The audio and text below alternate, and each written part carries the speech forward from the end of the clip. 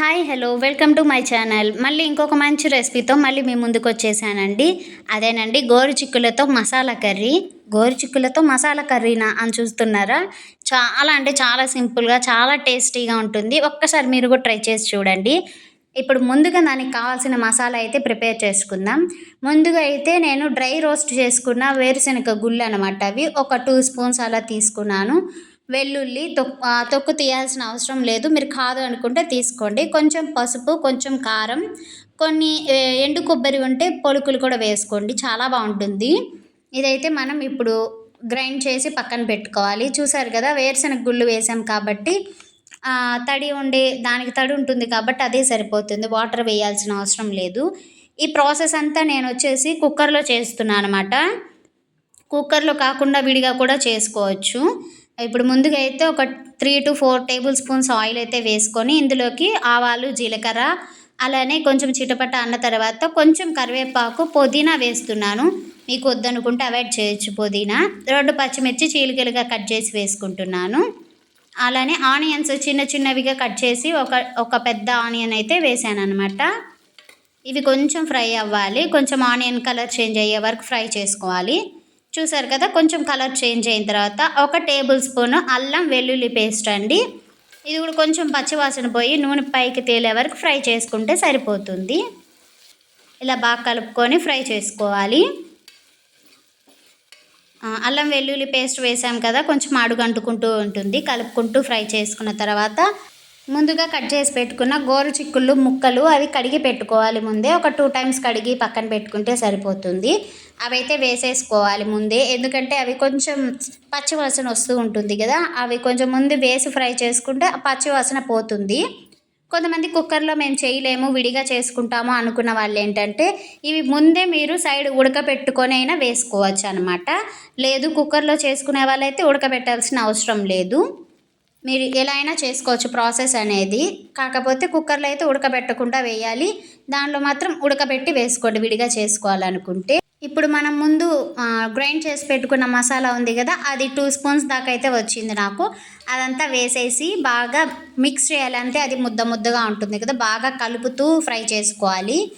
లేదంటే అది కూడా కొంచెం పచ్చి పచ్చిగా ఉంటుంది, కొంచెం కారం అవన్నీ వేసాం కాబట్టి. చూసారు కదా, అంతా బాగా నీట్గా కలిసిపోయింది కదా. ఇప్పుడు ఒక 2 నిమిషాలు అలా మూత పెట్టేసి వదిలేద్దాం.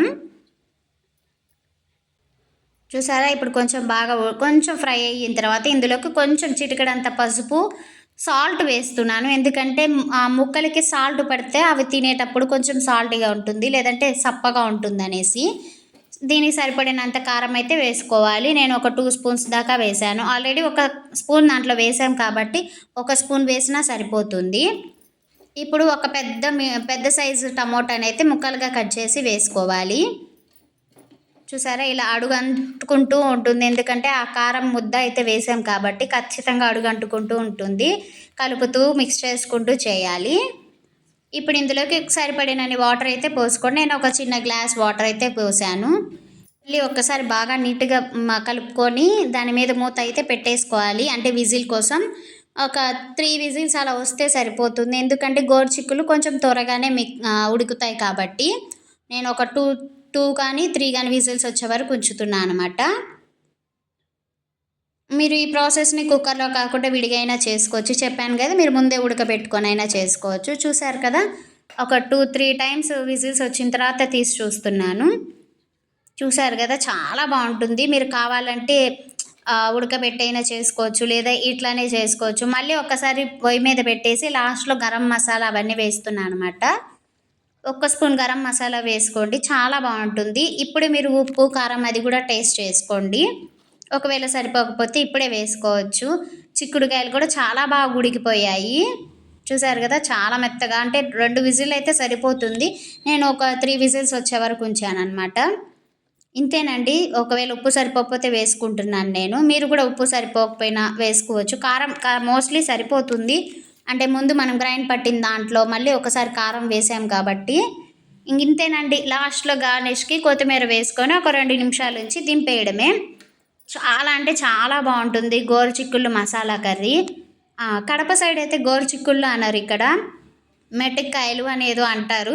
సో మీ ఊర్లో మీరేమని పిలుస్తారో కామెంట్ సెక్షన్లో చెప్పండి, నేను కూడా తెలుసుకుంటాను. మా నెల్లూరు సైడ్ వాళ్ళైతే గోరుచిక్కుళ్ళు అని అంటారు, లేదా చిన్న చిక్కుళ్ళు అని అంటుంటారు. మీ సైడ్ ఏమంటారో కామెంట్ సెక్షన్లో చెప్పడం మర్చిపోకండి. అలానే ఈ రెసిపీ మీకు నచ్చితే ప్లీజ్ లైక్ చేసి ఇంకో నలుగురికి షేర్ అయ్యేలా చేయండి. అలానే ఈ వీడియో మీ ఫ్యామిలీ మెంబర్స్కి, ఫ్రెండ్స్కి షేర్ చేయడం మర్చిపోకండి. ప్లీజ్ సబ్స్క్రైబ్ చేసుకొని సపోర్ట్ చేయండి. ఇంకా మంచి మంచి వీడియోస్తో మీ ముందుకు వస్తాను. Thanks for watching. Bye bye.